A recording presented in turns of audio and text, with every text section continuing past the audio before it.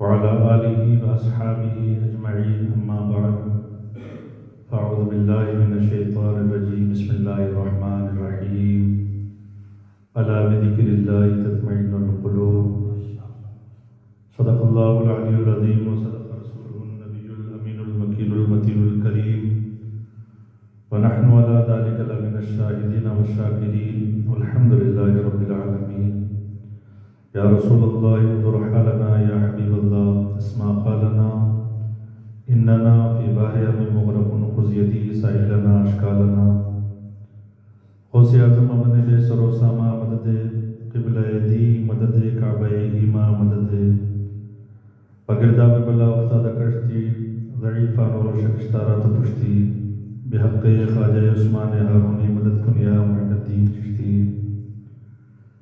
اے اشرف زمانہ زمانے مدد دما اے اشرف زمانہ زمانے مدد دما درہائے بسر آزے کلی دے کرم مشاہ سرورا شاہ کریمہ دستگیرہ اشرفہ حرمت روح پیمبر یک نظر کن سوئے ماں قادریم ناریہ غوث اعظم زنم رمض شاہ برکت اللہ قطب عالم زنم ملک سخن کی شاہی تم کو رضا مسلم اسم تاغے ہو سکے بٹھا دیے بارگاہ رسالت محمد صلی اللہ علیہ وسلم میں درود پاک ہدیہ پیش کریں اللہم صلی وسلم علی سیدنا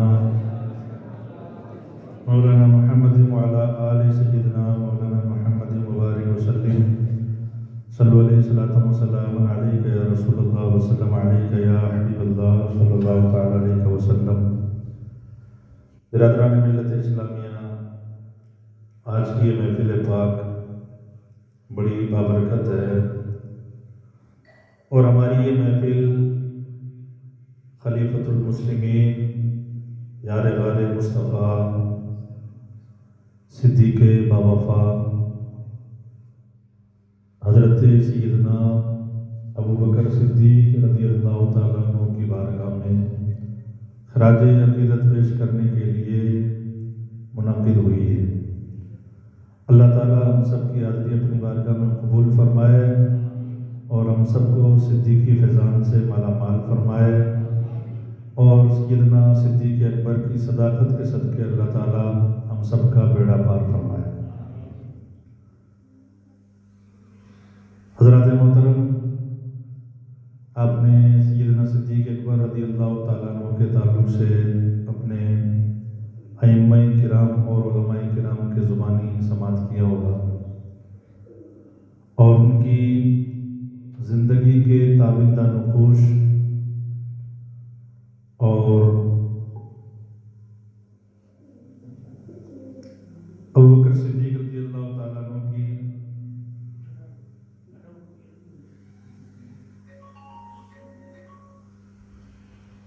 ان کی جو قربانیاں اسلام کے لیے ہے وہ آپ نے سماعت کی اور سماعت کرتے رہتے ہیں۔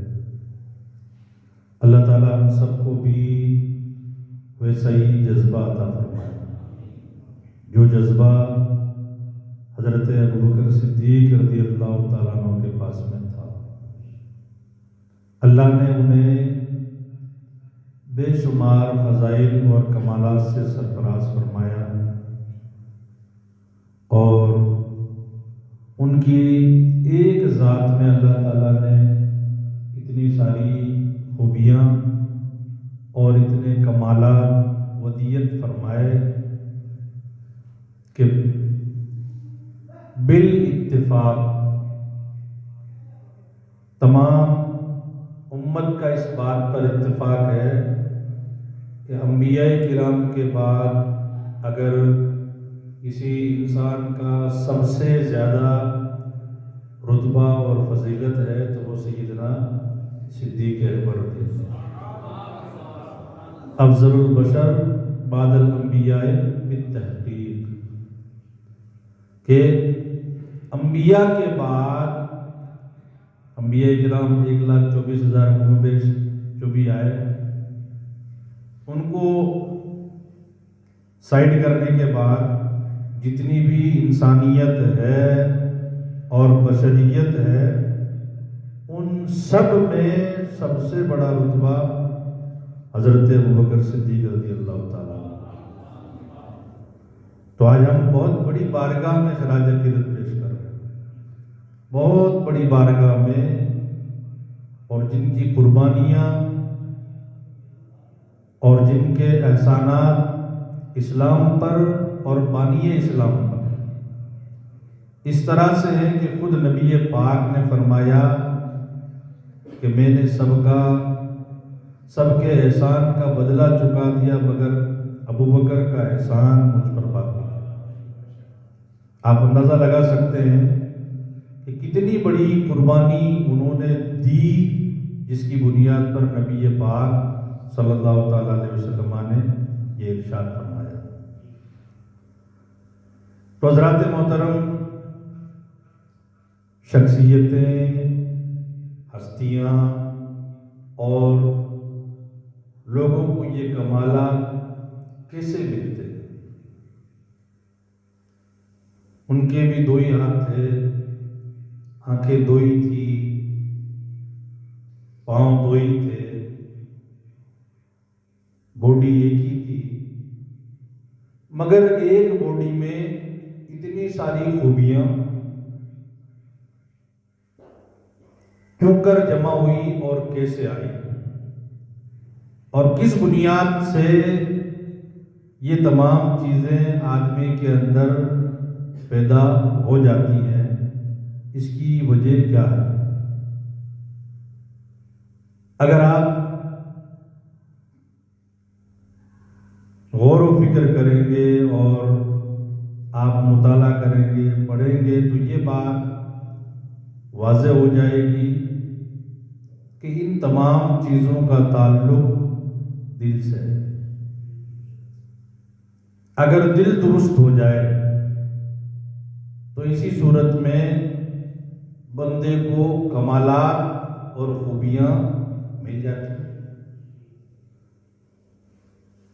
ابوبکر صدیق رضی اللہ تعالیٰ عنہ کے برابر تو کوئی نہیں ہو سکتا، لیکن ان کا وفادار غلام تو بن ہی سکتا ہے۔ اللہ اس کے دل کے اندر جلوے پیدا کر دیتا ہے۔ اس لیے نبی پاک صلی اللہ تعالیٰ علیہ وسلم دو دعائیں بار بار کرتے تھے۔ یا مصرف القلوب صرف قلبی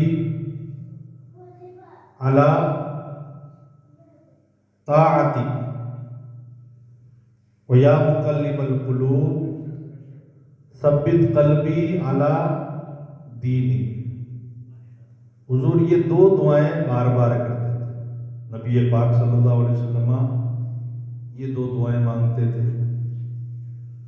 دعائیں ہم بھی مانگتے ہیں، امام صاحب دعا کرتے ہیں کہ مولا تعالیٰ روزی میں برکت عطا فرمائے، پیچھے سے آواز آتی ہے زور سے آمین، نمازی بنائے، آواز دھیرے ہو جاتی ہے۔ خیر و برکت کی اگر دعا کریں تو مقتدیوں کی توجہ اچھی طرح سے ہوتی ہے، اور اگر ایمان کی سلامتی کی، دل کی صفائی کی، اور اللہ تبارک و تعالیٰ کی طاعت اور فرما برداری کی، یہ دعائیں ہم کم کرتے ہیں، جبکہ نبی پاک صلی اللہ علیہ وسلم یہ دو دعائیں بار بار کرتے تھے۔ پہلی دعا کا مطلب کیا ہے؟ اے دلوں کے پھیرنے والے، میرے دل کو اپنی فرما برداری کی طرف پھیر دے۔ اے دلوں کے پھیرنے والے، میرے دل کو اپنی فرما برداری کی طرف اور طاعت کی طرف پھیر دے۔ اور دوسری دعا کا مطلب کیا ہے؟ اے دلوں کے پلٹنے والے، یا مقلب القلوب، اے دلوں کے پلٹنے والے، میرے دل کو اپنے دین پر جما دے۔ ثبت قلبی علی دینک، میرے دل کو اپنے دین پر جما دے۔ سوال یہ پیدا ہوتا ہے کہ کیا نبی پاک صلی اللہ تعالیٰ دل اللہ کی فرما برداری کی طرف پھرا ہوا نہیں تھا اور دین پر جمع ہوا نہیں تھا، تو آپ جواب یہی دیں گے کہ حضور کا دل تو جمع ہوا تھا، حضور کا دل تو ایسا جمع ہوا تھا، اور حضور تو اس قدر مطیع اور فرما بردار تھے، اللہ تبارک و تعالیٰ کی فرما برداری کرنے والے تھے کہ جو ان سے ٹچ ہوتا گیا اور جو ان کے دامن سے وابستہ ہوتا چلا گیا، تو کسی کو صداقت مل گئی، کسی کو عدالت مل گئی، کوئی سخاوت کا شہنشاہ بنا، کوئی شجاعت کا تاجدار بنا، تو پتہ یہ چلا کہ نبی پاک کا دل تو دین پر جمع ہوا تھا، اور جو ان کے دامن سے وابستہ ہوئے اللہ نے ان کو بھی دین پر ایسا جما دیا کہ ابوبکر صدیق کے جب کلمہ پڑھ لینے کے بعد، اسلام کا جب کلمہ پڑھ دیا تھا اور آپ اسلام لے آئے، کیونکہ اللہ تبارک و تعالیٰ نے آپ کو فطرت سلیمہ عطا فرمائی۔ فطرت سلیمہ کا مطلب یہ ہے کہ اللہ تبارک و تعالیٰ نے آپ کو زمانہ جاہلیت میں بھی بت پرستی سے محفوظ رکھا، جبکہ عرب کا دستور تھا آستینوں میں لے کے چلتے تھے۔ اس قدر عرب کے لوگ بتوں کے شیدائی اور ان کے دل دادا اور ان پر فریفتہ تھے، ان کے بغیر ان کا دل نہیں لگتا تھا۔ مگر سیدنا صدیق اکبر رضی اللہ تعالیٰ عنہ کبھی ادھر مائل ہی نہیں ہوئے۔ اللہ نے ان کی فطرت کو، ان کی طبیعت کو آلریڈی ان تمام چیزوں سے پاک اور صاف رکھا۔ ذالک فضل اللہ یؤتیہ من یشاء، یہ اللہ کا فضل ہے، اللہ جسے چاہتا عطا کر دیتا ہے۔ ای سعادت بزور بازو نیست، تا نہ بخشت خدائے بخشندہ، یہ سعادتیں آدمی اپنے بازو کے بل پر حاصل نہیں کرتا ہے، بلکہ یہ کمالات تو اللہ تبارک و تعالیٰ عطا کر دیتا ہے اور ان سے بندوں کو نواز دیتا ہے۔ تو ابوبکر صدیق رضی اللہ تعالیٰ عنہ کے سامنے جب نبی پاک صلی اللہ علیہ وسلم نے اسلام پیش کیا تو انہوں نے اسلام قبول کر لیا۔ اسی لیے آپ مردوں میں سب سے پہلے اسلام لانے والے ہیں، کیونکہ آپ نے خواب دیکھا تھا اور وہ خواب بحیرہ رائب کو آپ نے بتایا تھا، اور بحیرہ رائب نے اس خواب کی تصدیق کی تھی اور بتایا تھا کہ مکہ کے اندر محمد عربی نبوت کا دعویٰ کریں گے اور تم ان پر ایمان لاؤ گے۔ اور جب سیدنا صدیق اکبر اپنی تجارت سے فارغ ہو کر کے واپس مکہ آئے تو سیدنا صدیق اکبر کو اپنا خواب حضور کے سامنے پیش کرنا نہیں پڑا، بلکہ حضور نے خود ان کا خواب بتا دیا تھا کہ ابوبکر تم نے یہ خواب دیکھا اور راہب نے تمہیں اس خواب کی یہ تعبیر بتائی کہ تم کلمہ پڑھو گے، اب میں تمہارے سامنے اسلام پیش کرتا ہوں، تم کلمہ پڑھو۔ تو سیدنا صدیق اکبر نے کہا کہ یا رسول اللہ، آپ کلمہ جب پیش کرتے ہیں، دین پیش کر رہے ہیں تو میں مانتا ہوں، اور پڑھتے ہیں اشہد ان لا الہ الا اللہ واشہد ان محمد عبدہ ورسولہ۔ اس طرح سے آپ مردوں میں سب سے پہلے بلا چوں و چراغ، جبکہ عرب کا معاملہ کیا تھا، ان کی سب سے بڑی مسٹیک یہی تھی، ابو جہل، عتبہ، شیبہ، ابو سفیان، ان لوگوں کی پرسنل بیٹھکیں ہوتی تھی۔ یہ اسلام کے کٹر دشمن تھے۔ ابو سفیان کو اللہ تعالیٰ نے بعد میں توفیق عطا فرمائی، اسلام قبول بھی کیا، مگر عتبہ، شیبہ، ابو جہل، ابو لہب یہ کفر پر ہی مرے۔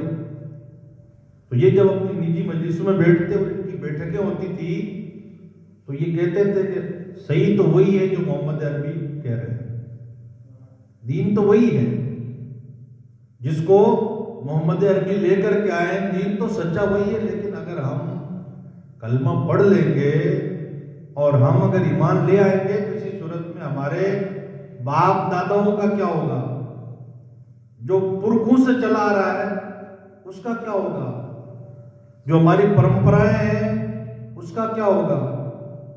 اور آج بھی آپ دیکھ لیں سماج اور معاشرے میں کوئی بھی اگر اصلاح کی بات کرتا ہے یا کوئی رسم ختم کرنا چاہتا ہے تو آدمی تیار نہیں ہوتا، کہتا گھر والوں سے پوچھوں گا، کیونکہ پرخوں سے چلی آ رہی ہے رسمیں، پیڑھیوں سے جو رسمیں چلی آ رہی ہے ان کو ہم کیا کرتے ہیں، نبھاتے ہیں اور ان کو باقی رکھتے ہیں، اور اگر کوئی ختم کرنا بھی چاہتا ہے تو کوئی نہ کوئی آ کر کہہ دیتا ہے کہ یہ تو خاندانی پرمپرا ہے، یہ تو اپنے پیڑھیوں سے چلی آئی ہے، اس کو ختم کرو گے پھر کرو گے کیا؟ تو لوگ ختم کر رہے نہیں دیتے۔ یہ ہر دور میں مسئلہ رہا ہے، اپنی پیڑھیوں کو لے کر کے، اپنے پرخوں کو لے کر کے، اپنے رسم و رواج کو لے کر کے ہر دور میں معاشرہ اس کا شکار رہا ہے۔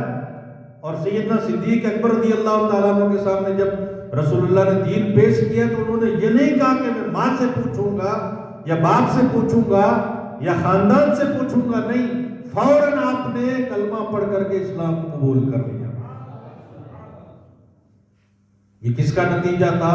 نبی پاک صلی اللہ تعالیٰ علیہ وسلم کی صحبت کا، اور اللہ نے جو آپ کو فطرت سلیمہ عطا فرمائی اس کا نتیجہ تھا، کیونکہ اللہ تعالیٰ نے ہر طرح کی آلودگی سے آپ کو پاک رکھا۔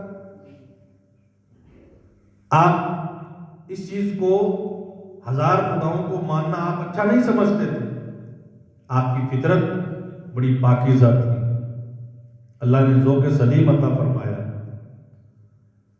تو نبی پاک صلی اللہ تعالیٰ علیہ وسلم کے کہنے پر جب ابوبکر صدیق نے اسلام قبول کر لیا تو خاندان والوں کو جب معلوم ہوا تو آپ جانتے ہیں جس طرح بار بار سنتے ہیں کہ ان کی پٹائی کی، زد و کوب کیا، انہیں تکلیفیں دی، انہیں ستایا گیا، یہاں تک کہ آپ بے ہوش ہو گئے، اور آپ کی ماں نے دیکھا کہ اب تو اگر ہوش آئے گا تو ابوبکر صدیق کیا ہے، محمد عربی کا نام نہیں لے گا، کیونکہ مار پڑ گئی ہے، ستایا گیا، تو سوچا کہ اب تو یہ جو نشہ چڑھا ہے یہ اتر جائے گا، مگر جیسے ہی ہوش آتا ہے آپ سب سے پہلے یہی پوچھتے ہیں کہ نبی پاک صلی اللہ علیہ وسلم کا کیا حال ہے۔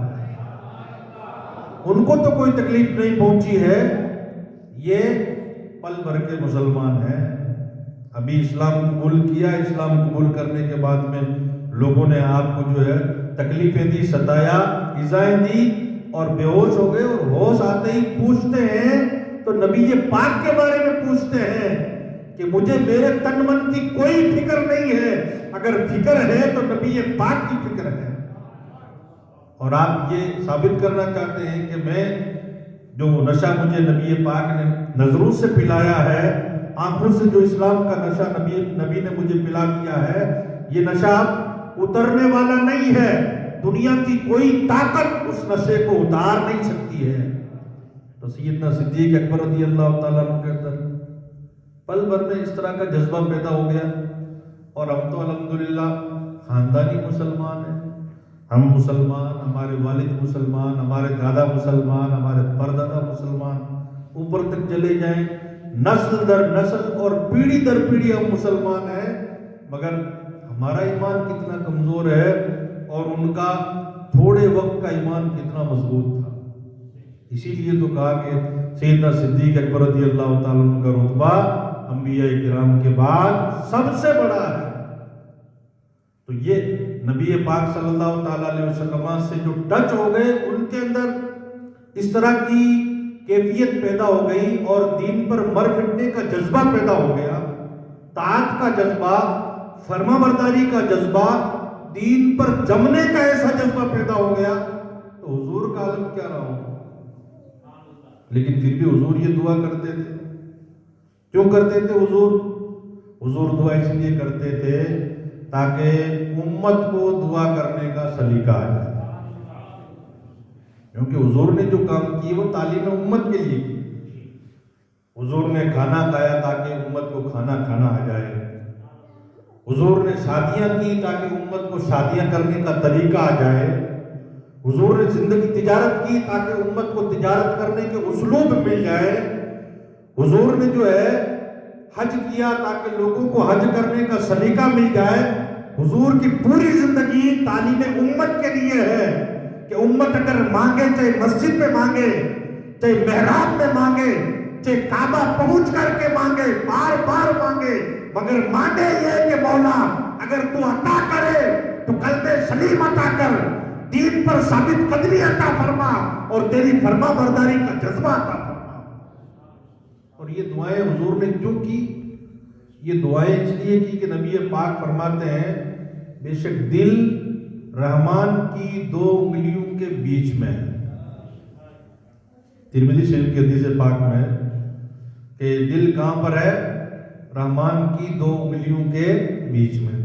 رحمان اللہ تعالیٰ کا نام ہے کیونکہ اس کے اسماء حسنہ ہے۔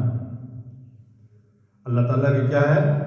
اسماء حسنہ ہے، اس کے پاکیزہ نام ہے، ان میں سے تم جس نام سے چاہو اس کو پکارو۔ وَلِلَّهِ الْأَسْمَاءُ الْحُسْنَى، اللہ کے لیے کیا ہے؟ اسماء حسنہ ہے، خوبصورت نام ہے اس کے۔ رحمان ہے، رحیم ہے، کریم ہے، ستار ہے، غفار ہے، رزاق ہے، یہ سب اس کے صفتی نام ہیں۔ اس لیے اگر کسی کا نام عبد الرحمن ہے تو عبد الرحمن ہی کہنا چاہیے۔ عبد الرحمن کا مطلب ہوتا ہے رحمان کا بندہ۔ کسی کا نام عبد الرزاق ہے تو اسے عبد الرزاق ہی کہنا چاہیے، صرف رزاق نہیں کہنا چاہیے، اس لیے کہ یہ تو اللہ تعالیٰ کا نام ہے۔ غفار، ستار، یہ سب اللہ کے نام ہیں۔ رزاق کا مطلب روزی دینے والا، غفار کا مطلب مغفرت کرنے والا، ستار کا مطلب لوگوں کے عیبوں کو چھپانے والا، یہ سب اللہ کے صفتی نام ہیں۔ تو دل رحمان کی 2 انگلیوں کے درمیان ہے۔ اچھا، اللہ تعالیٰ کے انگلیاں نہیں ہیں، کیونکہ انگلی لگتی ہے ہتھیلی میں، ہتھیلی لگتی ہے کلائی میں، اور کلائی لگتی ہے کونی میں، اور کونی بازو میں، اور بازو باڈی میں، اور اللہ تعالیٰ کی کوئی باڈی ہی نہیں ہے۔ جسم اور جسمانیات سے وہ کیا ہے؟ پاک، مکان سے پاک ہے۔ اللہ تعالیٰ کسی جگہ پر نہیں ہے، اس کی قدرت ہر جگہ موجود ہے۔ یہ ہمارا عقیدہ ہونا چاہیے کہ اس کی قدرت ہر جگہ موجود ہے، وہ کسی ایک جگہ پر نہیں ہے، اور اس کا کوئی جسم نہیں ہے۔ اللہ نور السماوات والارض، قرآن میں اللہ فرماتا ہے اللہ تو آسمانوں اور زمینوں کا نور ہے۔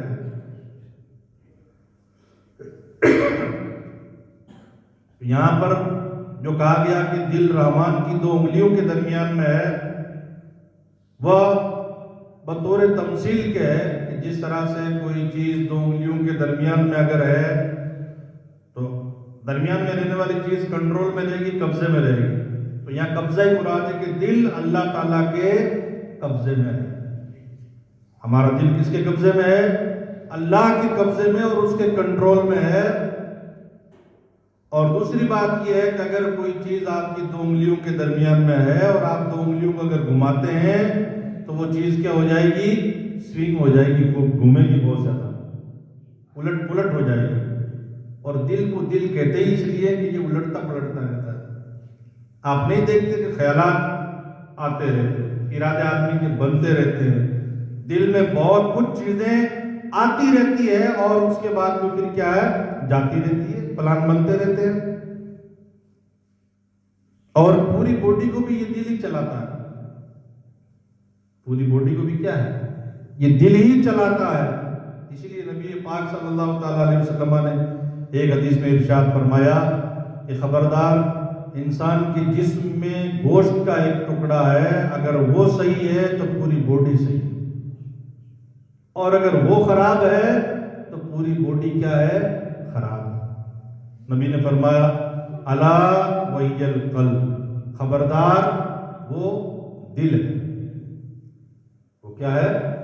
دل ہے جو انسان کی باڈی میں ہے۔ اگر یہ دل صحیح ہے تو پوری باڈی صحیح ہے، اور اگر دل خراب ہے تو اسی صورت میں پوری باڈی کیا ہے؟ خراب ہے۔ کیوں؟ اس لیے کہ یہ پوری باڈی کو ڈرائیو کرنے والا اور چلانے والا کون ہے؟ دل ہی ہے۔ پوری باڈی کو چلانے والا جو ہے وہ کون ہے؟ دل ہے۔ اس لیے آپ کہتے ہیں سنو سب کی کرو من کی، تو سن تو سب کی لیتے ہیں لیکن کرنا کس کی طرف سے ہے؟